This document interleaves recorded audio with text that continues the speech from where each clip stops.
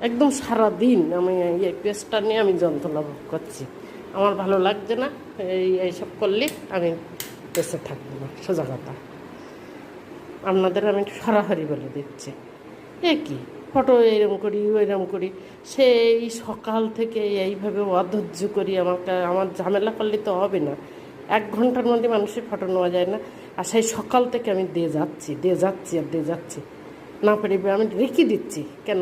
তাও মানুষের অধৈর্য কেন করবো? এই সেজেগুজি 1 ঘন্টা ধরে ফটো দিচ্ছি, ফটো হচ্ছে না। তাহলে আমি কি ক্যামেরাম্যান না? আমি হলো নাচতে গেছি এখানে।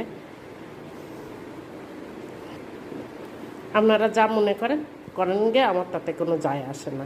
এমনি তো আপনারা পেজ বন্ধ করে দিয়েছেন, ভাইরাল করবেন না, আপনারা টাকা দেবেন না, এসব বোঝা যায় না, মানুষের ফন্দি বোঝা যায়। এখন এই ফটো নিয়ে আমি বড় কথা বলবো, তাই সারাদিন আমার পেছে ঝামেলা করছেন, যে একটা মানুষ অধৈর্য হয়ে যাবে, তাই জন্য এরকম করছেন। আমার এই ফটোটা দেখবেন, আমি অধৈর্য হয়ে যাচ্ছি সত্যিকারে। এই গরমে আমি অধৈর্য হয়ে যাচ্ছি। গরমে সেজিগুজি 1 ঘন্টা মধ্যে একটা ফটো, এইসব ঝামেলা করলে তো হবে না। রাখছি। এই ফটো কিন্তু সবাই দেখবে, আরও খারাপ বলবে, আমারই বলবে, আপনাদের তো বলবে না। আমার এই অধৈর্য ভালো লাগছে না, একদম ভালো লাগছে না।